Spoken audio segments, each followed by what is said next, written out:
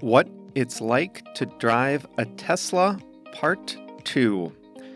Hi there, everyone. It's Jeff, and this is Plain English, where JR and I help you upgrade your English with current events and trending topics. This is lesson number 436, so you know the drill.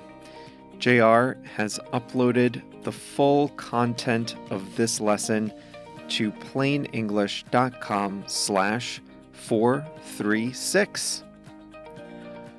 I'll finish telling you about my Tesla test drive on today's lesson. Last week, I told you all about how Tesla is a luxury car and an electric car, but it's full of technology, and that's what we'll focus on today. The expression we'll review today is take care of. Now, if you think you know what that means, maybe you do, maybe you don't. You're going to have to listen because the way I used it today is not the most common way to use take care of. Are you ready? Here we go.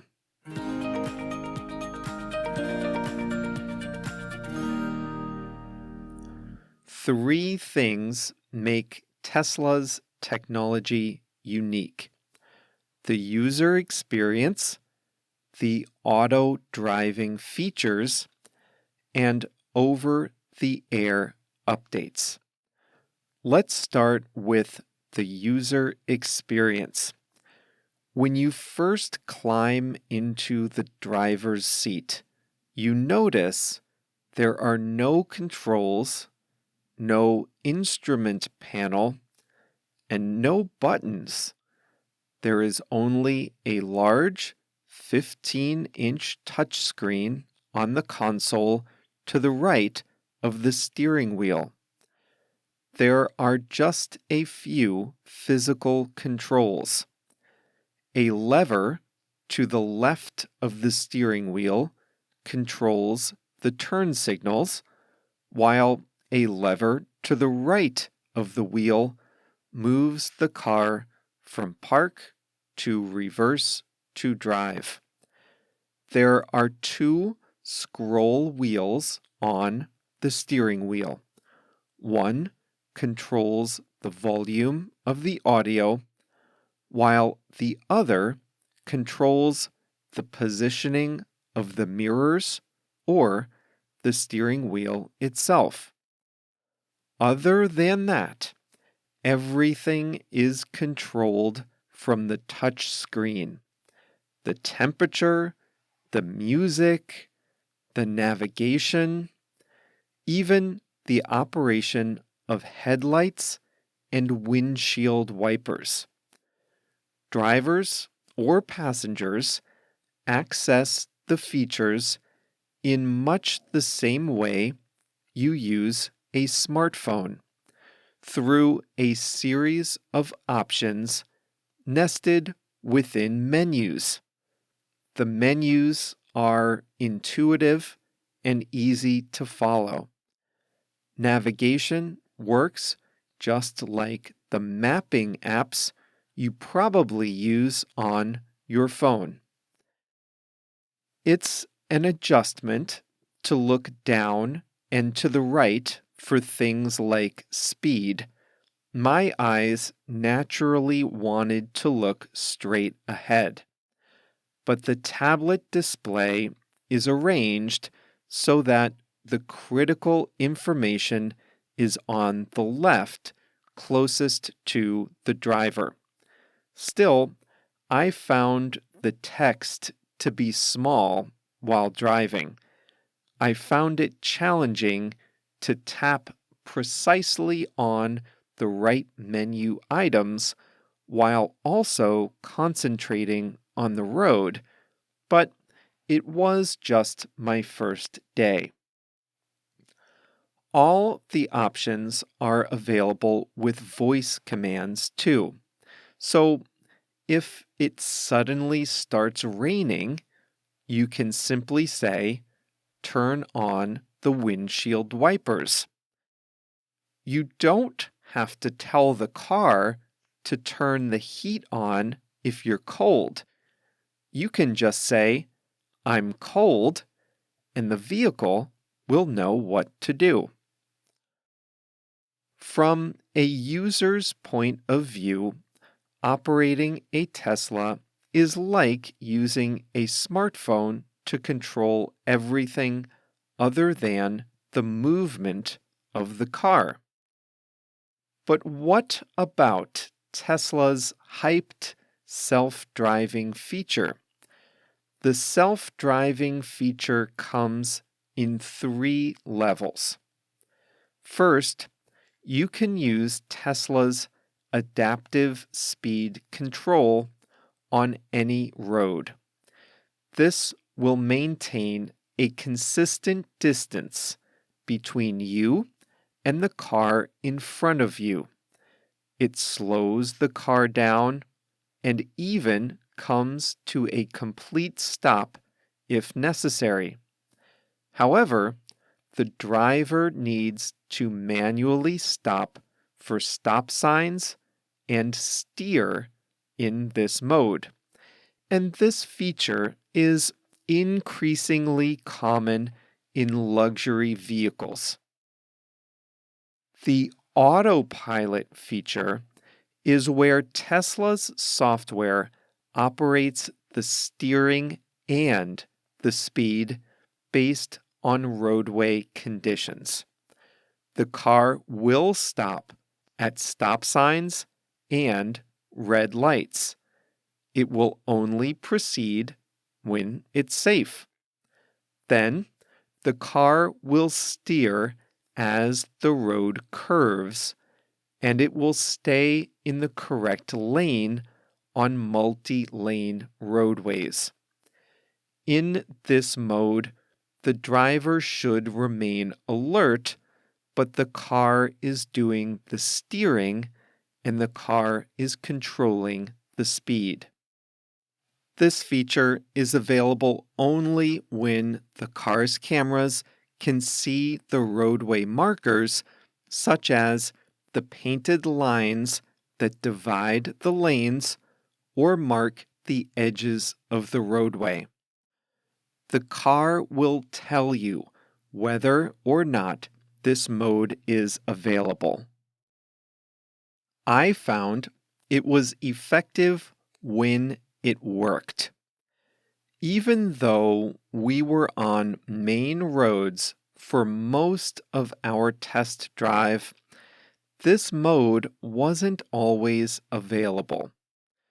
The car did hug the inside of the lane a little closer than I would have liked, but that's probably my personal preference. I kept finding myself pulling the car away from the center line, but that could have been just because I was so nervous about hitting an oncoming vehicle. Well, that brings us to self-driving mode. Tesla debuted this feature in July last year, and it costs $199 per month, or a one-time payment of $10,000. According to the salesperson, self-driving mode takes you from your origin to your destination, and you don't have to do a thing other than tell the car your destination. Under intense questioning, the salesperson repeatedly told me the car would do everything to take me from origin to destination. I simply didn't believe it. And it turns out I was right not to believe it. In this mode, self-driving mode, according to Tesla, the car stops, starts, and makes full turns to take you to your destination. This mode wasn't enabled in the car I drove. But my experience using autopilot tells me that the name self-driving mode is an exaggeration. Multiple YouTube video demonstrations confirmed what I suspected. So yes, self-driving mode takes care of a lot of the steering and speed control, but there are many instances where the driver needs to take over. It doesn't do all the driving, no matter what the salesperson says. There's one more aspect of a Tesla that's worth mentioning, and that is over-the-air updates. A Tesla can get software updates automatically in the same way that your phone does. Everything that's controlled by software can be updated as Tesla improves. I told you earlier that I was frustrated that the text on the tablet was too small for my taste, especially since I was a new user. In an over-the-air update, Tesla gave users the ability to change the text size. Over-the-air updates are handy because Tesla is continuously updating its self-driving software.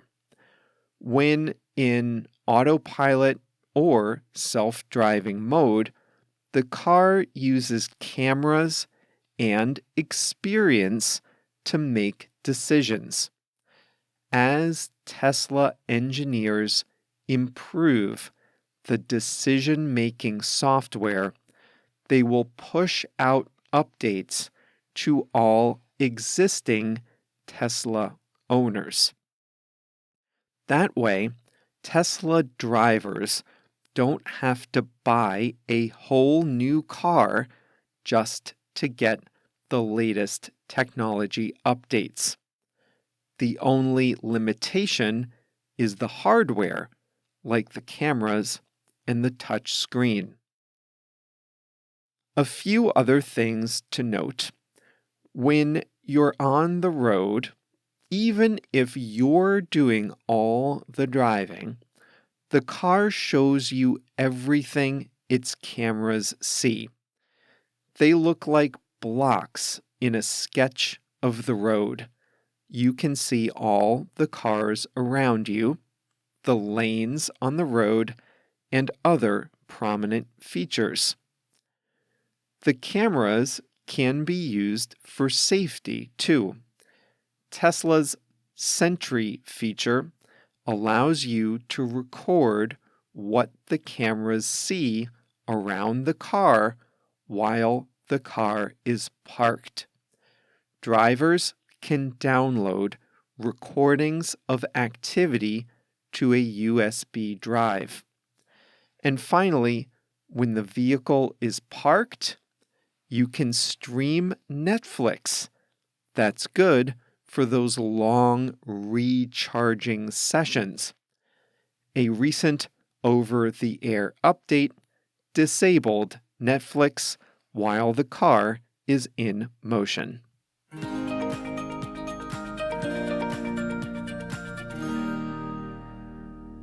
Probably a good idea, right?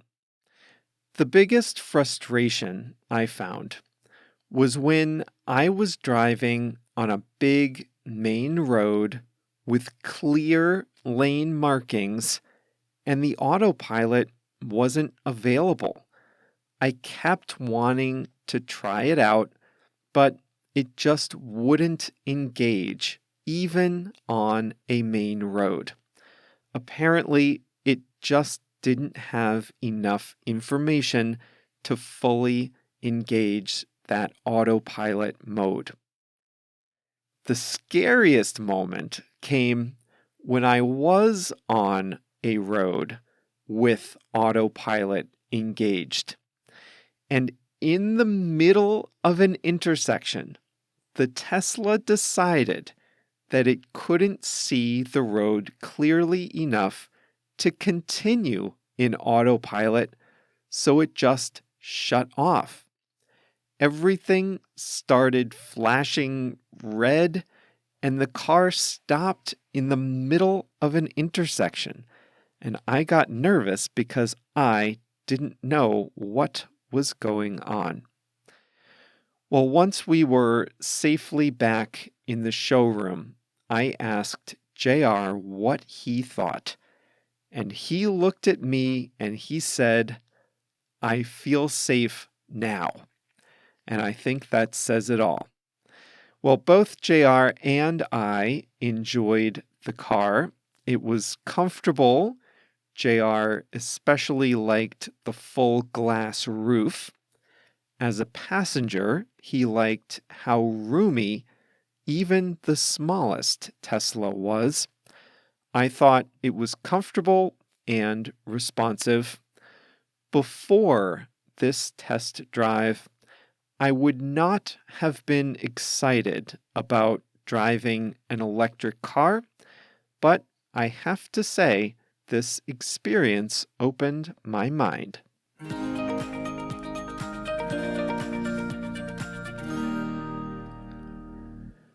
Today's English expression is take care of. You might be familiar with this expression in its most common meaning, which is to be a protector or a provider for someone. You could say, "I'm taking care of my friend's dog while she's away on vacation." You might also say, "I need some help taking care of an elderly relative." That's the traditional way of using this phrase, to be a protector or provider for someone. However, the way I used it today was different. I said that Tesla's self-driving mode supposedly takes care of the speed control and the steering. In this sense, take care of simply means to do something that's necessary. And we often use this phrase when two people must work together for a common goal. We talked about the 3 different self-driving modes. In the adaptive cruise control, the car takes care of increasing or decreasing the speed according to the flow of traffic. But the driver has to take care of the rest, like steering and stopping for red lights. In the autopilot mode, the car takes care of steering, stopping, and starting, but only on a single road. The driver has to make turns. And, according to Tesla, in full self-driving mode, the car takes care of everything. The car does everything necessary. Now, you heard that I didn't exactly believe that claim, but that is what they told me. The car takes care of everything. The car does everything that's necessary. Let's think of some other examples. This is a great phrase to use when you're offering to do something necessary. Let's say you finished a big family meal, and now there's the lull in the conversation when everyone realizes it's time to stand up and do the dishes. You might offer, "Let me take care of the dishes tonight." If you say that, you're offering to do the dishes. You're offering to do something that's necessary. If you're planning a meal, you might tell someone, "I'll take care of the cooking if you take care of the grocery shopping." That means you're offering to do the cooking if your friend does the grocery shopping. You can use this phrase in the past tense. Imagine you're at work and you're doing a project that requires you to do some research and write a report. Your colleague might say, "I'll get started on the research now." But wait, you already did the research. So here's what you can say. "I took care of that already." That's one way of saying, "I did that already." You can say, "I took care of the research. My notes are all right here."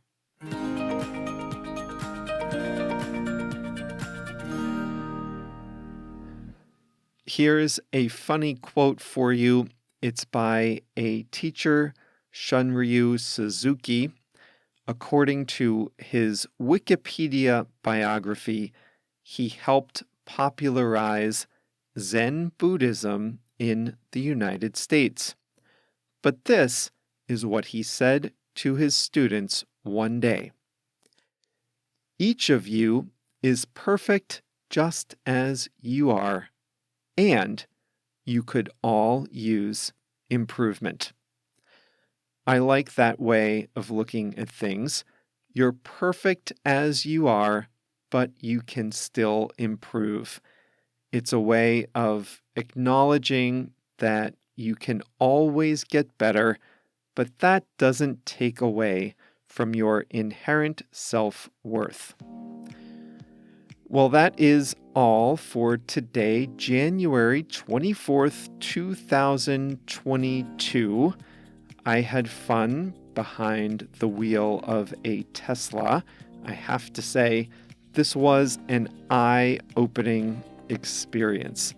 I've always loved driving, and I like shifting my own gears.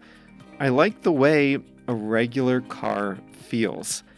And I thought that driving an electric car would be boring, but I was wrong. I rather liked it. Now, by the way, if you can find a Tesla showroom, you can test drive a Tesla just like I did. You don't even have to pretend that you're going to buy one. I just said I wanted to see what it was like, and they said, "Hop in." So try it out if you want to. Now, I've mentioned before that one thing we do in Plain English Plus is we have live video calls, and we do them on Zoom at a variety of times so that everyone can participate in at least one or two a month. And we did talk about this in one of our Plain English calls. And a lot of the participants had actually been in an electric car before, so that was fun. Now, if you would like to join future calls, you can do that. as a Plain English Plus member, and you can become a member by visiting plainenglish.com/plus, Plus, and that's where you'll find all the details about the membership, and you can sign up in less than 5 minutes. That's all for today. We'll be back with another lesson on Thursday. See you then.